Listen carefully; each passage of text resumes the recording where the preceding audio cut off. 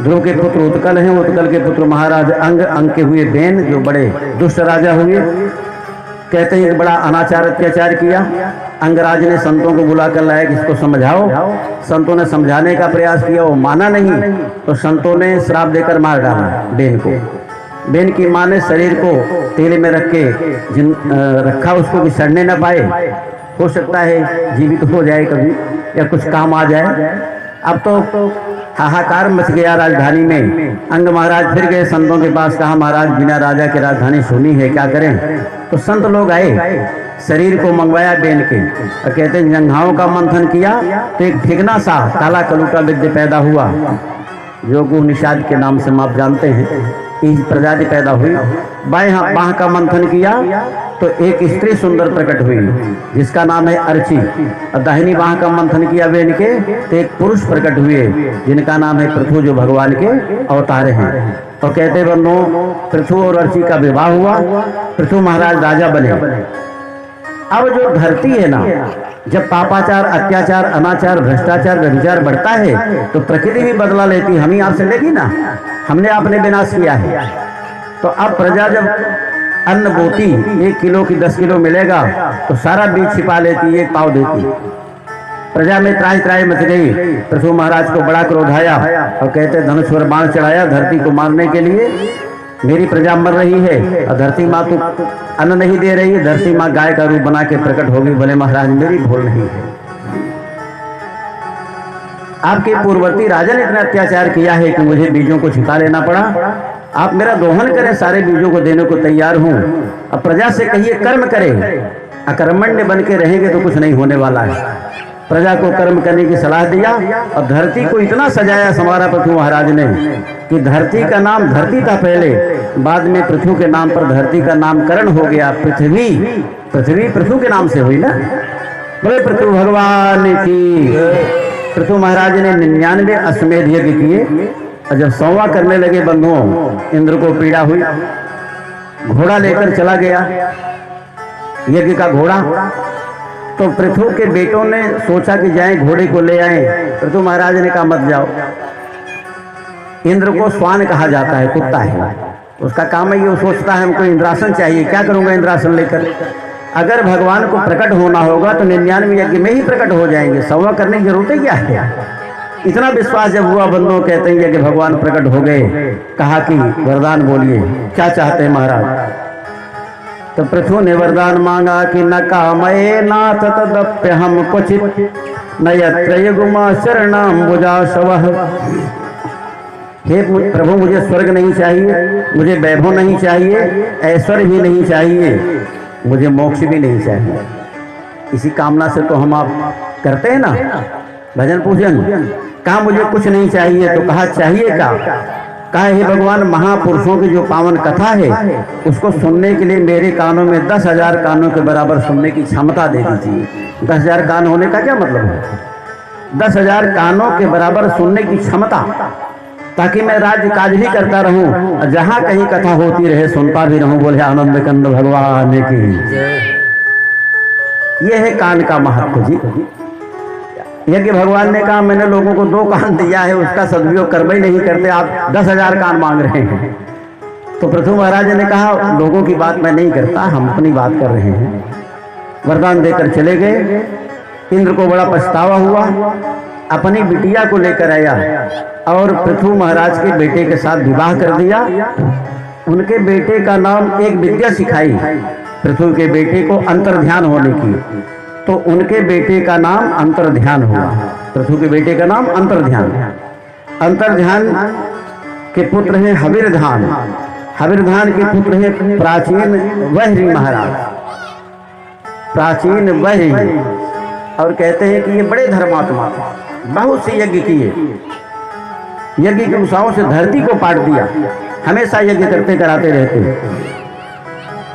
लेकिन एक गलती करते थे, यज्ञ के नाम पर बलि दिया करते थे घोड़े और बकरे के। एक दिन कहते हैं कि आए नारद जी यज्ञशाला में, देखा महाराज श्री ने, चरणों में जाके प्रणाम किया, कहा महाराज आशीर्वाद दीजिए। नारद जी ने कहा तो जैसा राक्षस मैंने जिंदगी में नहीं देखा। अरे कहा महाराज मुझे आप राक्षस कर रहे हैं, मैंने यज्ञ की कुशाओं से धरती को पाट दिया, अब मुझे आप इस तरह की बात कर रहे हैं। कहा तुमने यज्ञ किया लेकिन विधान उल्टा किया। यज्ञ के नाम पर तुमने जो बलि दिया है ना, बाहर देखो जरा, जितने घोड़ों बकरों की बलि दी है सब मुंह बाए खड़े हैं, तेरा इंतजार कर रहे हैं, इसका परिणाम तुझे भोगना पड़ेगा। तो राजा ने कहा महाराज मैंने अपने मन से थोड़ी कुछ किया है, अरे वेदों में मिलता है कि पशुन आलभेत यज्ञ ने पशुओं को मारिए, ये हमारा वेद कहता है। नारद जी ने सर पकड़ लिया, वेद हमारा अहिंसावादी है, हिंसा की बात बताता ही नहीं। तो कहा कि देखो आलभेद का मतलब मारना ही नहीं होता, छूना भी होता है। वेद भगवान कहते हैं कि यज्ञ करो, यज्ञ करो तो क्या छूकर आहुति देना है। बकरा कहते हैं हमारी ममता को, जो हमारे अंदर ममता है, तृष्णा है, इसको छूकर इसकी बलि करो, यज्ञ में आहुति करो। बकरा ही मारना शुरू कर दिया। और घोड़े का मतलब होता है अहंकार, अहंकार की आहुति करो, बलि करो अहंकार की। यज्ञ हमारा वेद भगवान बताते हैं, और तुमने घोड़े ही बकरा मारना शुरू कर दिया। अगर आलभेद का मतलब मारना होता तो जब विवाह होता है तो पंडित जी एक कर्मकांड करवाते हैं, तद्वर कन्याया आलभेद, अब भर्ज महोदय कन्या का आलभन करें। अगर आलभन का मतलब मारना होता तो अर्थ क्या निकलेगा। अब बर महोदय कन्या को मार डालें तो विवाह किससे होगा। बर महोदय कन्या का स्पर्श करें, भाव ये। देखिए बंधुओं, कभी कभी क्या होता है कि हम आप बात को समझ नहीं पाते, अर्थ उल्टा लगा लेते हैं और दिक्कत हो जाती है जीवन में। काश सही बात को समझ जाएं तो आनंद आ जाएगा। एक मुझे छोटी सी घटना याद आ गई कि एक जमींदार थे, बड़े ही जमीन वाले। तो कहते हैं कि उनके घर परिवार भी लंबा था, तो जब चावल बनता तो चावल बनने उबलता है ना, उबाल आने से पहले माड़ निकलता है, माड़ नहीं निकलता। पहले तो लोग पिया करते थे, तो फेंक दिया जाता है, वो चावल का तत्व होता है। जब फेंकने जाने लगी महिलाएं, जमींदार की नजर पड़ गई, बोले इसको फेंक क्यों रही हो, ये तो तत्व है, इसको पियो। महिलाओं ने कहा आप ही पीजिए, हम सब तो नहीं पिएंगे। तो जमींदार ने कहा ठीक है मैं पीऊंगा। तो गरम गरम कठौता में निकाल कर रखती, नमक आट डाल के दे देती, जमींदार महोदय पी लेते, खूब तंदुरुस्त हैं। यही क्रम चल रहा था। एक दिन की बात है, कुछ संभ्रांत लोग आए घर, जमींदार महोदय बैठे, तब तक अंदर माड़ तैयार हो गए। अब माड़ गर्म ही गर्म पीने से अच्छा लगता है, ठंडा हो जाए तो फिर बेकार। तो महिलाओं ने कहा अपने बेटे से, बेटा जाओ पिताजी से कह दो कि माड़ तैयार है, आकर पी ले, नहीं तो ठंडा हो जाएगा। बेटा बाहर निकला, देखा कि पिताजी कुछ ऐसे लोगों के बीच बैठे हैं, अगर सीधे जाकर कह देंगे कि पिताजी चलिए माड़ पी लीजिए, कठौती में रखा है, तो इज्जत चली जाएगी। अगर नहीं कहेंगे तो ठंडा हो जाएगा, दोनों हालत में दिक्कत है। कुछ देर खड़ा खड़ा सोचता रहा, फिर गया, पिताजी क्या बात है। और पिताजी धानुपुर से मांडू जी आए, कठौतिया घाट पर बैठे हैं, जल्दी चलकर मिल लीजिए, नहीं तो शीतलपुर को चले जाएंगे। धानुपुर से मांडू जी आए हैं, कठौतिया घाट पर बैठे हैं, जल्दी चलकर मिलिए, नहीं तो शीतलपुर को चले जाएंगे। अब वो जो आए थे उनकी समझ में आ नहीं, लेकिन जमींदार समझ गए, समय भी हो गया था। कहा बेटा तू इनके साथ बैठ, मैं आता हूँ।